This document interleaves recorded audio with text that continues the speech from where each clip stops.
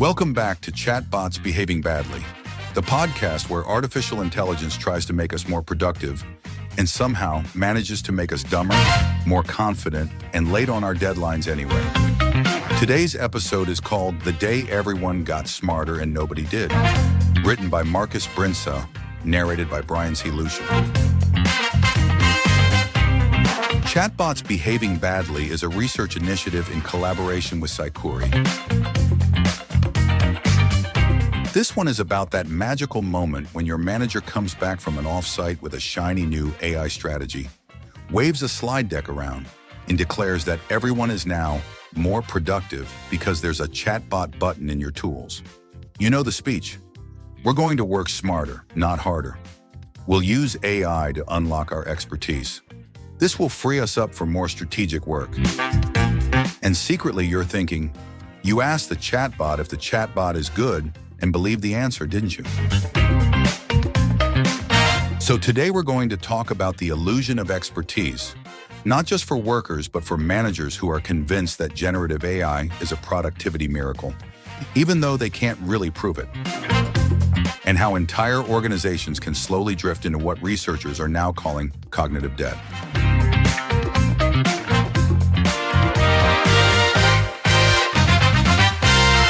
To do this properly, I invited someone who actually studies this stuff instead of just yelling about it on a podcast. Joining me is Isabella Ortiz, a cognitive scientist and organizational psychologist who spends her time looking at how people learn, unlearn, and forget skills in environments full of automation and AI tools. In other words, she's the person you should have in the room before your CEO announces that the chatbot is now everyone's co-pilot. Isabella, welcome to Chatbots Behaving Badly. Thanks for having me. I love that your show exists. Most people talk about AI like it's a Marvel superhero. You're one of the few who treats it like the colleague who breaks everything and then smiles at the all hands. Yes, that's the energy we're going for here. The unreliable coworker who's still somehow on the project. Let's start with the phrase that hooked me, illusion of expertise. We now have studies saying that people who lean on AI feel more confident, feel more capable, but actually get worse at their jobs over time. Can you unpack what's going on there? Sure. The short version is, when a system makes your output look better, your brain tends to take credit. If a chatbot writes a clean email, structures an analysis, or drafts a decent report, you hit send and the world responds as if you did something smart. People reply with great summary or nice work. You get social and professional feedback that your expertise just increased.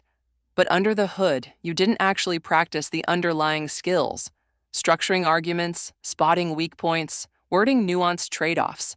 You outsource them. So your external performance goes up, while your internal capabilities either stay flat or slowly decline. That gap between how good I look and what I can really do if you take the tool away, that's the illusion of expertise.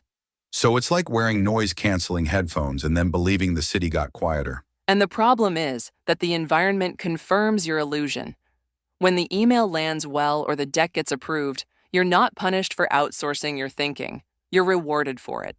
In psychology, we talk about cognitive offloading, using tools to offload memory or computation. That's not new. We've outsourced arithmetic to calculators and navigation to GPS. The difference with generative AI is that we're now offloading synthesis and articulation, the very activities that used to train higher-level expertise. So instead of just not remembering phone numbers, we're now not remembering how to think. We're not remembering how to structure thinking. And that's a big difference. If you use a calculator, you still need to know which numbers to plug in and whether the result makes sense. With generative AI, you can ask for a strategic memo about our AI roadmap and get something that sounds like what a senior person might say. It feels like you participated in that reasoning, when in reality you might just be editing phrasing and filling in a few missing details. Let's talk about junior staff, because that's where this gets really ugly. In the article, I described the old model as an apprenticeship. You write terrible drafts, someone tears them apart. You learn, you slowly develop actual judgment. Now AI gives you a decent first draft in seconds. The apprenticeship is gone, but the job title is the same. What happens to a generation that never gets to struggle through the hard part? They become very good at curating AI output and very bad at doing the underlying thinking from scratch. For early career people, the danger is that they can perform senior-sounding tasks without building senior-level competence. They can move text around, massage paragraphs, and tweak tone. But if you ask them to start with an empty page or a vague problem, they freeze. What's worse, they often don't realize this is happening until something forces them to work without the model. Then the illusion collapses. They suddenly experience what we call a competence shock. I thought I was good at this. It turns out I'm good at supervising the bot. And if you're a company, that means your future leadership pipeline is decorative.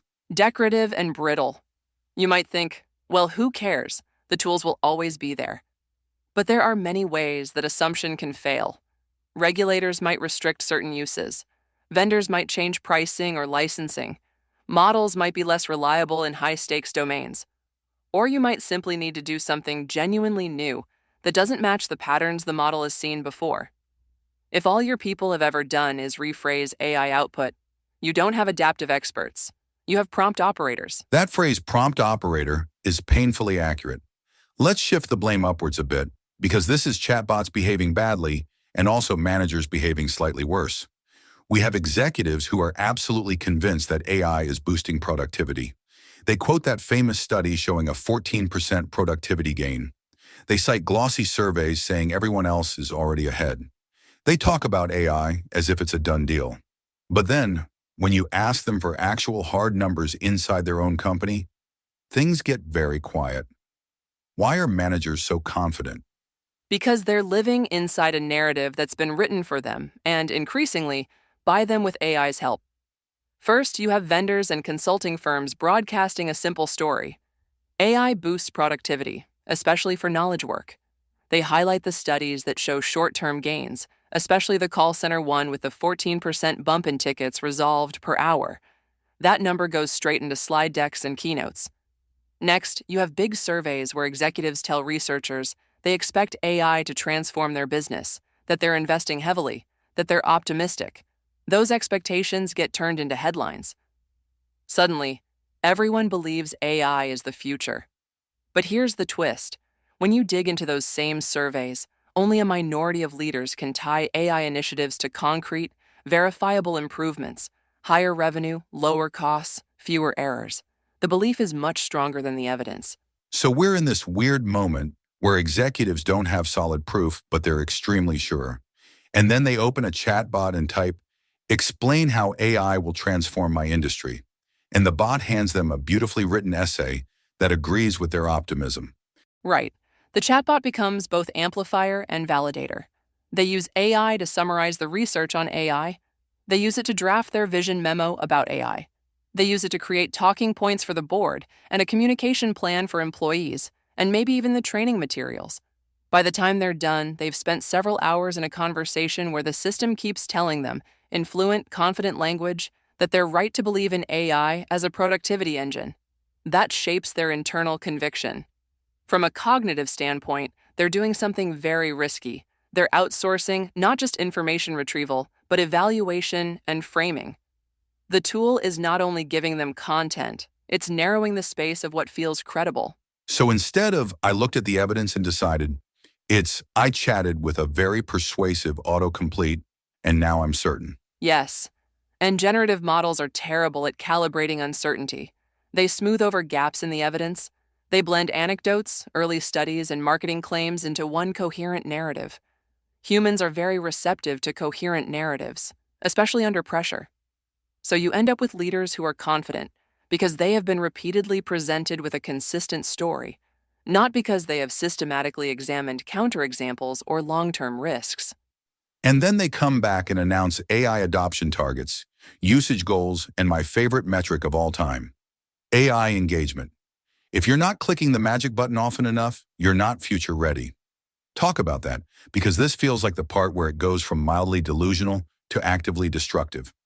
When you tie performance to how often people use AI, you're no longer measuring outcomes. You're enforcing behavior.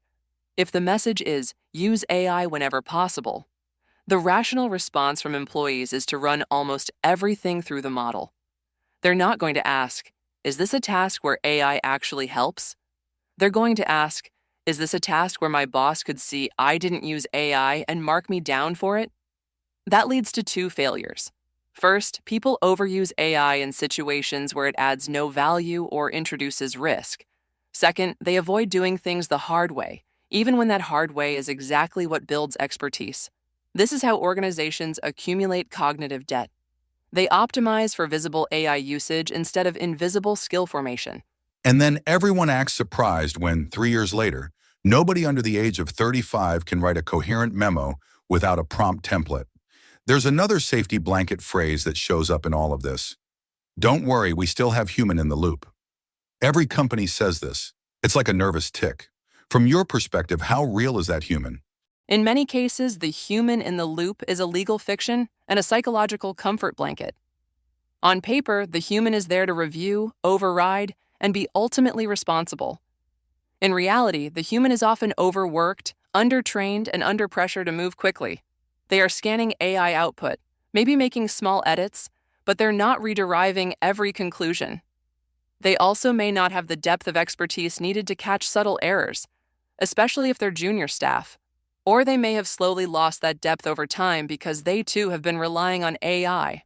So the loop looks more like AI produces something, human nods, system records, checked by human. That's not meaningful oversight. That's administrative gloss. So the human in the loop is sometimes just the person who hit send. Or the person who corrects the commas and leaves the logic untouched. The danger is that organizations think they're safe because there's technically a person involved. But if that person's skills have atrophied, or if their incentives push them to trust the AI more than their own judgment, you don't have a safety layer. You have a rubber stamp. Let's put this together. We have workers whose performance looks better because AI has polished their output, but who may be losing the underlying skills. We have managers whose belief in AI's productivity is shaped by AI-generated narratives and optimistic surveys. We have human in the loop as a placebo. What does this do to a company over time? You get a very fragile organization. On the surface, things look efficient. Reports are clean, emails are professional, customer responses are fast. Slide decks are almost too polished. Leaders feel like they're running a modern, AI-enabled operation. Underneath, your reservoir of human expertise, people who can handle novel situations, people who can improvise when the system fails, people who can challenge the output, shrinks. You also get a culture that treats skepticism as resistance. If someone raises concerns about over-reliance on AI, they risk being seen as anti-innovation. So the people who could serve as early warning signals are marginalized. The real test comes when something breaks. The model fails in a critical case, or it becomes unavailable, or a new constraint appears. At that point, the company discovers how much of its competence was real and how much was simulated. This is the day everyone got smarter and nobody did. Everything looks more intelligent, emails, report, strategies, but the actual capacity to think has not increased. In some places, it's gone backwards. Before we end on a complete existential crisis, I want to talk about what a sane version of this could look like. Because I know people listening are thinking, great, so should I stop using AI entirely? What would using AI without rewriting your brain look like in practice? First, you stop treating AI as the first step and start treating it as the second or third. For example, with writing, you might force yourself, or your team, to draft an outline or a rough argument before you touch the model. That ensures you're still doing the structural thinking. Then you can use AI to refine wording or generate alternative framings, but you haven't skipped the hard part. Second, you create AI-free zones for learning. That means specific tasks or training exercises where people are explicitly told not to use AI so they can experience the full cognitive load and build real competence. It's not about punishment, it's about giving the brain practice. Third, if you're a leader, you use AI to challenge your own ideas, not just polish them. Instead of asking, write me a visionary memo, you ask, what could be wrong with this plan? And how could this backfire? You deliberately pull in critiques rather than only seeking validation. And finally, you build metrics that focus on outcomes and human capability, not on AI engagement. If AI really helps, it should show up in quality, reliability, customer outcomes, and resilience, not just in how many prompts were sent this quarter. So AI becomes a sparring partner, not a ventriloquist. Exactly. A sparring partner can make you stronger if you already know what you're trying to train. A ventriloquist just lends you their voice and leaves you silent when they stop. I love that.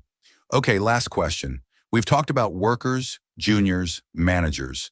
If someone listening is stuck in a company that's already deep into the illusion, productivity dashboards, AI usage quotas, all of it, what's the one thing they can do personally to avoid waking up 5 years from now and realizing they're just an editor for a model?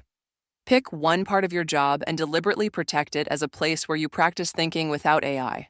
It could be problem framing, it could be initial analysis, it could be brainstorming.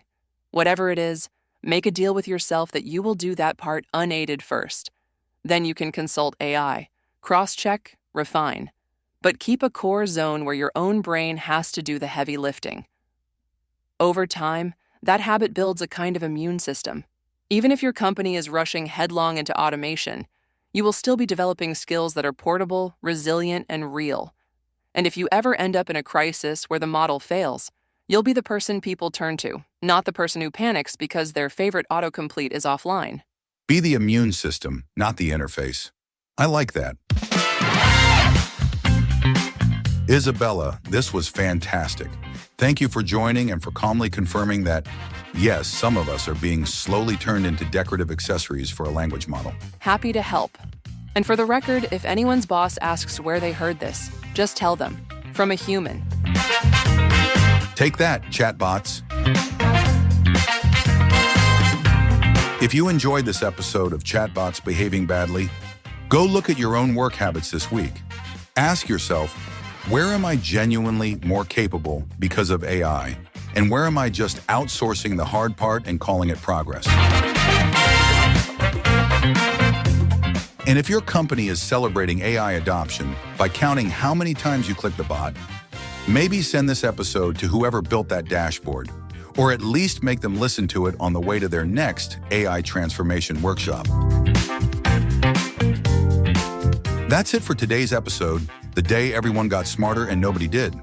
Written by Markus Brinsa, narrated by Brian C. Lujan. Chatbots Behaving Badly is a research initiative in collaboration with Psychori. New episodes drop every Tuesday. Remember, if a chatbot gives you confidence but not competence, it's not your co-pilot. It's just a very polite way to forget how to think.